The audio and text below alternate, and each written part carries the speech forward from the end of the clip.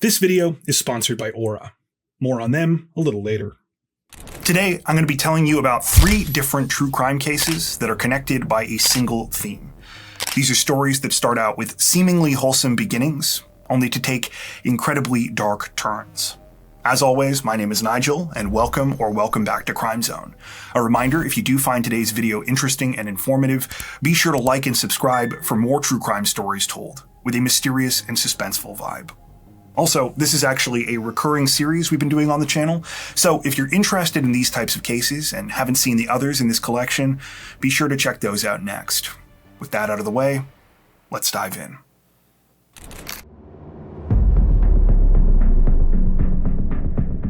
In the summer of 2024, 45-year-old Tracy Gow was counting down the days on her calendar. In just a few weeks' time, she was going to be getting married to her fiancé, Luke Whittaker, and by all accounts, she couldn't have been happier. Tracy and Luke's love story hadn't exactly been a traditional one. Luke was 12 years younger than Tracy, and they met during the middle of the 2020 COVID lockdowns. It had actually taken a while before any kind of romance blossomed between them. But when the two of them finally did realize that they had feelings for one another, it wasn't long before they became inseparable. Luke moved into Tracy's home in the Scottish town of Falkirk, and by the following year, they were engaged. Luke proposed while they were on a trip to the United States to see a performance by country music star Luke Combs. Since then, it had pretty much been non-stop wedding planning for Tracy. They set a date for September 13th, 2024, and had booked a popular venue for their ceremony called The View, located in the town of Bathgate, a few miles from their home. With the wedding now less than 2 months away, it was an incredibly busy time for Tracy. There was a ton of last-minute arrangements to make and tasks left on her giant wedding checklist. But for the most part, Tracy was feeling really good. She couldn't wait to celebrate her and Luke's big day surrounded by friends and family, and she felt like she had finally found her missing piece. Unfortunately, though, Tracy's whole world was about to come crashing down. You see, unbeknownst to her husband-to-be had an awful secret. One that was so shocking, it would make Tracy seriously question whether she could trust another person ever again. On the morning of July 19th, 2024, Tracy was in the middle of getting ready for work. That morning started off like any other Friday. Luke had already left for his job a little while earlier, and she was preparing to do the same when she heard a knock at the front door shortly after 8 a.m. Because it was so early, Tracy had no idea who this could be. For a second, she thought maybe it was a package or something, but when she opened up the door, she was greeted by a group of police officers. They said that they were there to search her house. Now, Tracy was completely confused, especially because the officers weren't really saying much about why they were there. They had a warrant, so she had to let them in, but it was one of those situations where even though Tracy knew logically that she hadn't done anything wrong, she couldn't help but worry as police scoured her home. She stood there racking her brain, trying to figure out what could possibly be going on, until finally one of the officers told her, "We're not here for you. We've received some information about your fiancé, Luke Whittaker." Obviously, this did not put Tracy's mind at ease, and police were not trying to be insensitive. It's just that in that moment, there was no good news to give her. Tracy wouldn't find this out until later, but at almost this exact same time, authorities were carrying out an identical operation at Luke's workplace. And while the search of Tracy's home would come up empty, the same couldn't be said for Luke's cell phone, which turned out to be what police were looking for. And when they got a look at the device and began going through it, they found that it was absolutely loaded with the most vile and disturbing child abuse material you could possibly imagine. I won't go into too much detail for reasons that should be incredibly obvious, but I do want to get across a sense of the seriousness of what we're talking about here. According to information released by police at the time, Luke's phone had more than 1,100 images and videos on it, many of which were Category A, which is the most extreme designation that the UK legal system has for this type of material. As far as we can tell, Scottish police never revealed how their investigation began or where the tip came from that led to the awful discovery. But what we do know is that Luke had already been convicted of sexually related offenses prior to this. Tracy had no idea about that because Luke had kept his dark past completely hidden from her. Sadly, what we also know is that the horrifying contents of Luke's phone was only the tip of the iceberg. Detectives would later seize multiple other devices, some of which Tracy apparently discovered and handed over to them. Somehow, what police found here was even worse. On another phone, they uncovered more than 1,500 additional photos and videos, some of which involved babies. And it was clear from Luke's activity on Telegram that he wasn't just downloading these files. He was sharing them in group chats with other people like him. Luke was arrested the same day the initial discovery was made. As I'm sure you can imagine, Tracy was physically ill when she found out the truth about her fiancé. She ended her relationship with Luke immediately, but that was only the beginning of her problems. After Luke was released from custody ahead of his trial, he continued to harass Tracy by sending her incredibly explicit sexual messages. And even after he gave this up, Tracy still had to deal with the financial fallout from the wedding, because it turned out that most of the bookings were in her name. Luke had taken on some of the expenses, but she was on the hook for the vast majority. And because it was so close to the date of the ceremony, almost all of the vendors refused to offer any kind of refund. So not only had Tracy been completely betrayed by the person she was supposed to be able to rely on more than anyone in the world, in the end, she was also left more than £20,000 in debt. In a recent interview, she told reporters, quote, "After I found out what he'd been arrested for, there was no going back. It was like the entire relationship had been a lie. Even if you're not physically touching a child, by downloading those images, you were absolutely complicit. I truly believe he used me to cover his real self. People must have known about him, but no one said a word. Personally, I've lost around £20,000. He was in debt for about £6,000 of the wedding costs, but I'm the one repaying everything on loans and credit cards. I just want it over with. I've spent about £5,000 to £10,000 of my own money already, and I'm still over £10,000 in debt, not including the cancellation fees. He never properly contributed to the household either. I feel like a complete idiot." Despite everything she went through, though, Tracy said in the same interview she doesn't see herself as the primary victim here. She went on to state, quote, "This whole thing has broken me, but I'll recover. The victims he exploited don't get that choice. That's who this is about, the victims." Perhaps the most infuriating part of this whole situation, though, is that when the time came for Luke Whittaker to pay for his crimes, the punishment he received was shockingly lenient. After pleading guilty to possessing, taking, and distributing indecent images of children last month in May of 2025, he was sentenced to just 4.5 years in prison. And this sentence was immediately reduced to 3 years because of his guilty plea. This is especially alarming because Luke had already proved ahead of his sentencing that he hadn't really learned anything from all of this. Between the time of his initial arrest and his conviction, he was arrested again in December of 2024, after staff at the temporary homeless accommodations where he was staying found more child abuse images in his room. That incident was particularly brazen because the material was printed out on sheets of paper. Luke had simply put the stack face down on his bedside table. Tracy was among those who spoke out and slammed the sentence after news of it was released. She told the media, quote, "This is not justice. It is an insult to victims. He deserved at least 15 years. He'll walk out of prison in a couple of years, but those children will live with this trauma for the rest of their lives." Oh, hey there. It's Nigel from the future. I'm just sitting here at the Crime Zone desk working on next week's story. You see, the video you're watching now is actually the one I did last week, so this is the one we're doing next week. Well, I guess technically you won't see that until the week after from my perspective. Confused? Yeah, me too. These are the kinds of things you think about when you spend too much time alone in one room. I should probably get outside more. You know what else would make this whole process a lot easier, though? If I could write for more than 20 uninterrupted minutes without receiving some kind of ridiculous robocall. You know the ones I'm talking about, where you pick up and for some reason an AI woman is trying to scam you out of thousands of dollars while speaking in Mandarin. It's annoying, but it also brings up an excellent question. How are these people getting our phone numbers in the first place?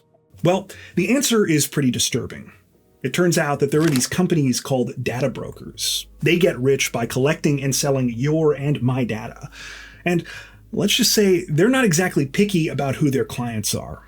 Sure, some are just irritating, like random marketers, but others are just straight up criminals.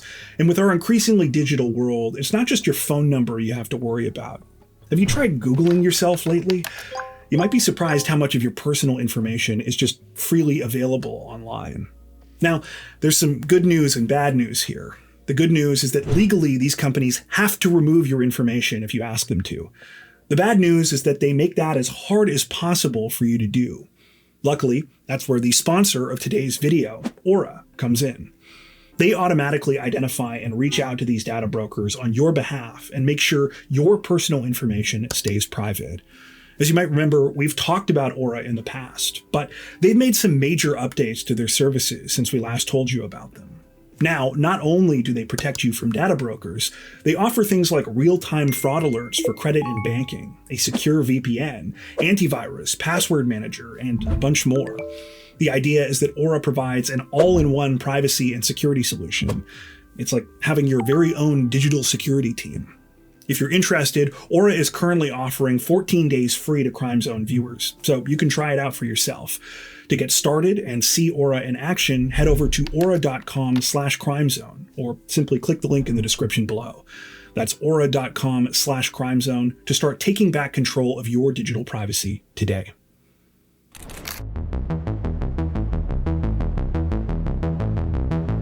In early September of 2024, 29-year-old Samantha Garnier had a lot to look forward to. Fall was just around the corner, which was her favorite time of year. She was a couple weeks away from celebrating her 30th birthday. And most exciting of all, there was about to be a new addition to her family. Samantha lived in Masonville, New York, with her 32-year-old husband, Drew, and their two daughters, 9-year-old Adelina and 6-year-old Izzy.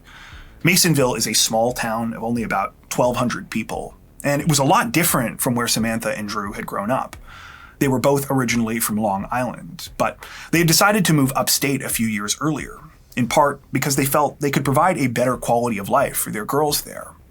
While not a lot else has been publicly reported about Samantha and Drew's personal lives, just a glance at Samantha's Facebook page is all you need to know that her life completely revolved around family, especially when it came to her daughters.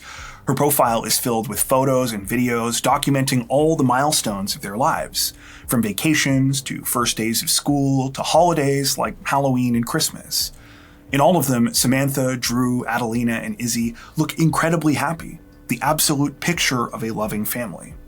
All of this is to say that no one was surprised when earlier that same year, Drew and Samantha announced that they were having another baby. Samantha was now 5 months pregnant, and her due date was expected to be in February of 2025. As I'm sure you can imagine, it was a busy time for the growing family. They had lots to prepare before the baby arrived, and in the meantime, Drew and Samantha had been running around getting Izzy and Adelina ready for the new school year. But as hectic as things were, Samantha couldn't have been happier. She was particularly excited, though, because she had just gotten some news that she couldn't wait to share.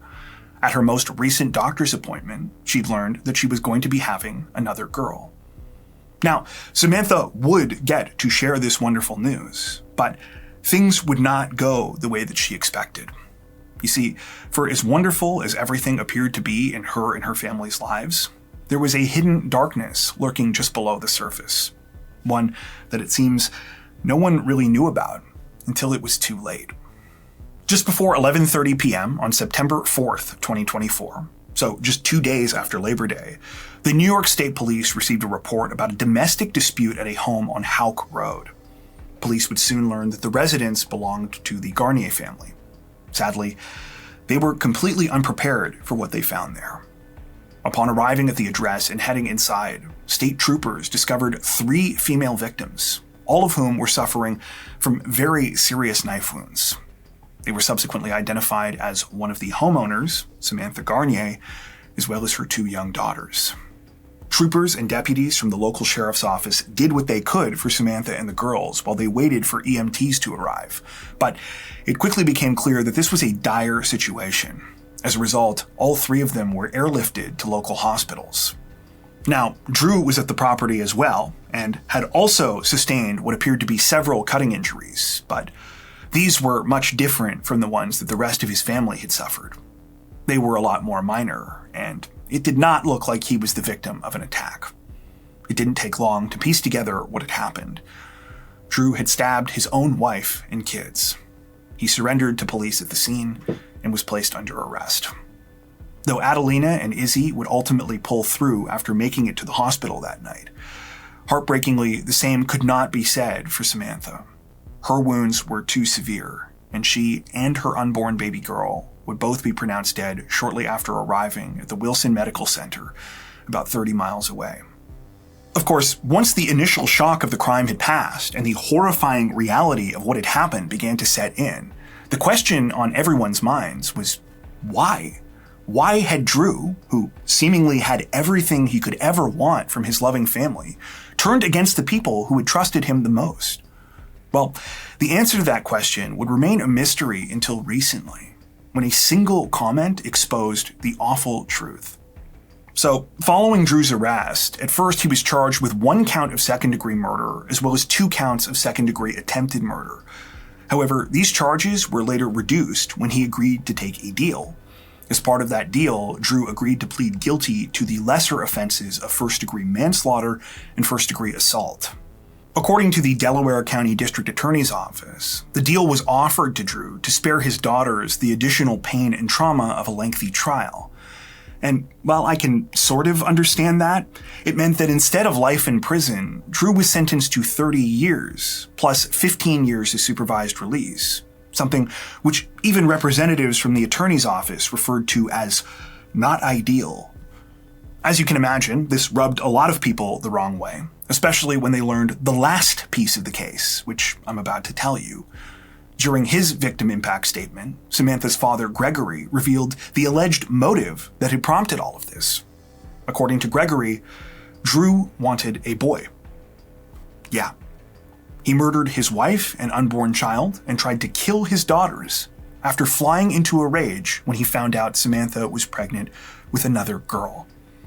Gregory went on to say in his gut-wrenching statement that he had now adopted Adelina and Izzy and would be taking care of them from now on. He told the court, quote, "I am their father now. I will protect them."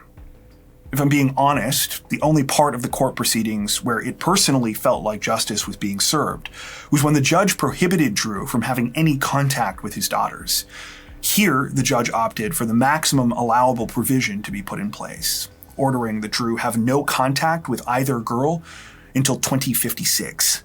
The only way that can change is if, when the girls grow up, they decide to petition the court themselves. At the time of this recording, all of this wrapped up very recently, just last month in fact, in May of 2025. Currently, Drew Garnier remains incarcerated, and a GoFundMe to help support Adelina and Izzy is still active and close to its $25,000 goal. Still, no amount of money can replace the loving mother and the happy family that was so cruelly ripped away from these 2 young girls.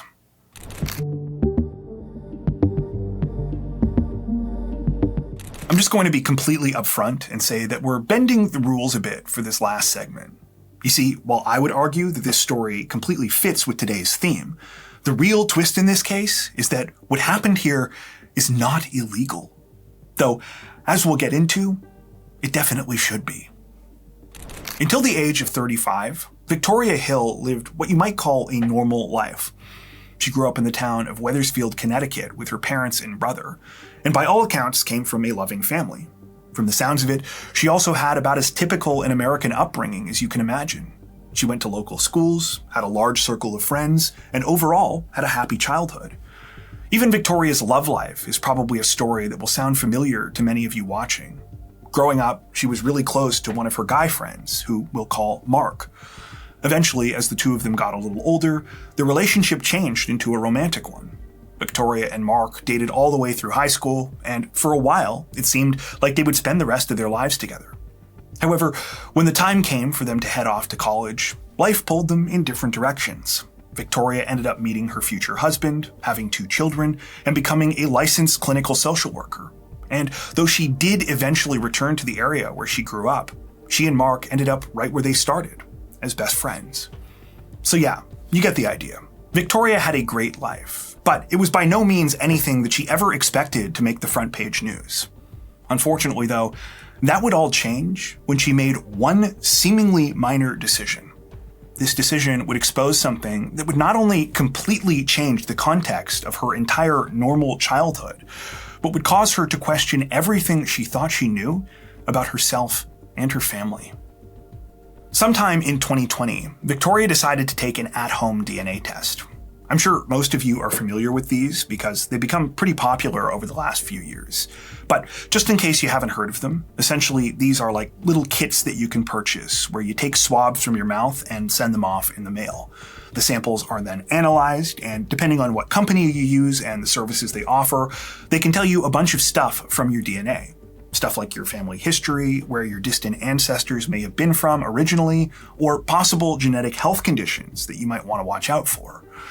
The reason Victoria wanted to do a DNA test was because she had been experiencing some mysterious health issues over the past few months. She thought the condition might be genetic, but what was strange is that neither of her parents had ever shown similar symptoms.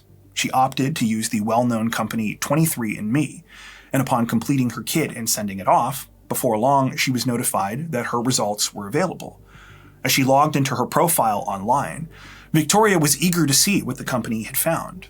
However, her curiosity would quickly turn to horror when she got to the section of her results dealing with her ancestry. You see, despite only ever growing up with one brother, according to 23andMe, Victoria had nearly 24 other half-siblings. What was even crazier was that all of them came from the same father, a person who was clearly not the same man that had raised her. For a little while, Victoria sat there in disbelief, telling herself that this had to be some kind of mistake. But as she continued thinking about it, a wave of memories suddenly came flooding back. When she was younger, Victoria had often wondered why she didn't look like her dad or seem to share any personality traits with him. The two of them had always been close, but they couldn't have been more different. In fact, their lack of similarity was a running joke in the family.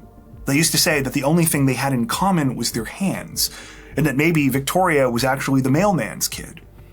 Now Victoria finally knew why. While her dad was still her dad in every way that mattered, he wasn't actually her biological father. Understandably, Victoria was extremely confused by all of this, so she did the only thing she could think of and confronted her mother, Mara Lee. She asked her, why have you been lying to me my entire life? That's when her mother admitted that Victoria was conceived with the help of a donor. Mara Lee explained that she and Victoria's dad had tried for a long time to have children naturally, but they hadn't been successful. So eventually, she had been referred by her OBGYN to a fertility clinic in New Haven, run by a respected Yale endocrinologist named Dr. Burton Caldwell. Mara Lee had ultimately been a patient of Dr. Caldwell's for 7 years, during which she'd given birth to both Victoria and her brother. And she said that while they had tried everything during that period to make it so that Victoria's dad could father both of them, because she'd had such a hard time getting pregnant, in the end, she'd also agreed to undergo artificial insemination. In terms of why she'd never told Victoria any of this, Mara Lee said that this is what she'd been advised to do by Dr. Caldwell. He said that Victoria would be better off never knowing that she was conceived this way, and that if everything went well, really no one would know for sure. This is because she was instructed to keep trying to have children with her husband at the same time. Mara Lee also explained that she was assured by Dr. Caldwell that the donor he used for the artificial insemination would be a Yale medical student who would resemble her husband as much as possible. He told her the donor would be pre-screened for health conditions, would be someone who did not plan to stay in the area after graduation, and would remain entirely anonymous. As I'm sure you can imagine, this was a lot of information for Victoria to take in. It would have been a lot for anyone to process, really. But sadly, this was only the beginning, because as she was about to find out, Victoria was not the only one being kept in the dark here. You see, her mother had also been lied to, and she was far from the only one. Shortly after this conversation happened with her mother, Victoria started receiving messages from a woman she didn't know. Well, this woman turned out to be one of her half-siblings that had found her profile through 23andMe. She told Victoria that she had some very important, but also very unsettling news to share with her. She had figured out the identity of the anonymous donor who had fathered them, as well as the nearly 24 other people that had appeared in their test results. It was her mother's fertility specialist, Dr. Burton Caldwell. It would soon become clear that for years, Dr. Caldwell had lied to his female patients about the fertility treatments he was giving them. That whole story about the Yale medical student who was being hand-selected based on stringent and personalized criteria, it was completely made up. Instead, Dr. Caldwell had been impregnating women with his own sperm. None of his female patients were ever made aware about any of this, nor had they consented in any way to him being the biological father of their children. While it's unclear exactly how many times Dr. Caldwell did this, according to reports, there are at least 22 known children that he fathered in the New Haven area beginning in about the mid-1970s. And none of this was uncovered until well after he had retired in the mid-2000s. Understandably, when the truth was finally revealed, many of Dr. Caldwell's former patients felt incredibly violated. Women like Mara Lee had trusted him at one of the most vulnerable times in their lives, and he had betrayed them in one of the most invasive ways imaginable. As for the children he fathered, like Victoria, it was a double gut punch. Not only did they have to deal with many of the same feelings as their mothers, but as they discovered, they had inherited a set of pretty unenviable genes when it came to medical issues. Dr. Caldwell had an extensive family history of conditions including type 1 and type 2 diabetes, high blood pressure, cancer, Parkinson's disease, heart disease, and arthritis. Despite this, Dr. Caldwell was completely unapologetic about what he had done. When Victoria later confronted him, he didn't seem to have any regrets. In fact, his view was essentially that the women who came to him wanted a baby, and that's what they got. Unfortunately, though, this still isn't the end of Victoria's story. There was one final awful twist that she wasn't aware of that would blindside her all over again. So, about 3 years after uncovering all of this, in May of 2023, Victoria attended her 20th high school reunion. When it was over, she and a few of her close friends met up for a dinner and were catching up about what was going on in their lives. Because some time had passed, Victoria was now finally feeling comfortable enough to talk about the whole situation involving her mom and Dr. Caldwell. But as she was telling the story, she noticed that someone at the table seemed to be having a very strong reaction to the whole thing. It was Mark, her best friend and former high school boyfriend. You see, not long before this, Mark had also found out that his mother had gone to a fertility clinic before she got pregnant with him and his brother.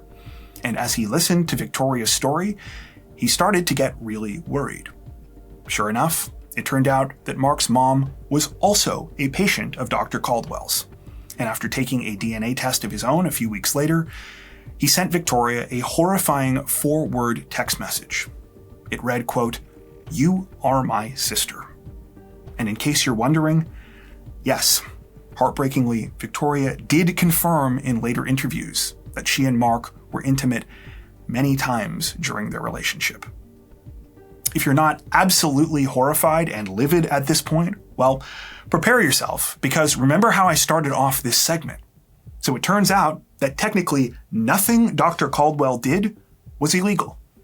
Currently, there are no federal laws in the United States governing so-called fertility fraud. At the state level, the story is much the same. Only 13 states have laws on the books right now that address doctors using their own sperm to impregnate patients without their consent. And even in the states where these laws do exist, the oversight in place regarding many of these procedures is severely lacking. For instance, there are no caps on the number of children that can be fathered from a single donor, and there is no central tracking system in place to monitor or keep track of these births. Just to give you an idea of why this is important, Victoria and Mark would later find out that at least 4 other people that they had gone to high school with were their half-siblings. And then on top of this, Victoria has discovered so far that her children have at least 41 first cousins in the New Haven area. Before my fellow Canadians get high and mighty in the comments section, though, I'm sorry to report that we're not much better. We are also sorely lacking in laws and regulations here, and have had our own fair share of cases like this. According to advocacy groups, which seem to be the only real source of information and statistics about this, at least 80 doctors in the US have been caught or accused of fertility fraud. And in most instances, victims are left with little to no recourse. Now, this has not stopped some from trying. In the wake of the bombshell discoveries about Dr. Caldwell, multiple women filed lawsuits against him, including Victoria's mother. Unfortunately, though, the future of those lawsuits is quite uncertain, and that's largely because Burton Caldwell died in February of this year. While Yale University and the hospital in New Haven that Dr. Caldwell worked out at for years were both named as co-defendants in the lawsuit, they have argued that Dr. Caldwell acted alone and that they are not responsible for any of his behavior. Currently, it seems that the lawsuits are in legal limbo, and it's unclear where they will go from here. As for Victoria, it seems that she is trying her best to move on with her life, though she is also actively involved in trying to make necessary changes to protect other women. In March of 2024, she gave a statement to a Connecticut General Assembly committee in support of a bill to begin addressing fertility fraud. Sadly, though, that bill was not passed. At the time of this recording, there were a handful of people trying to advocate for laws at both the state and federal levels, though it seems there's still a long way to go before any kind of progress will be made. Before we wrap up, we just wanted to give a huge shout out to everyone who made it this far into the video. As always, we hope you found today's story interesting and informative.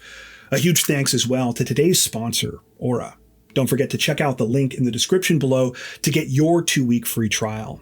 If you're looking for additional ways to support the channel, we'd love to have you join us over on Patreon. Patrons get ad-free and early access to all of our content, as well as 4 additional stories per week for each of our Crimes of the Week and Crimes of the Week International videos. You can learn more at patreon.com/crimezone, where you'll also find some of the fine folks whose names are currently on screen. Once again, thanks so much, everyone, and take care.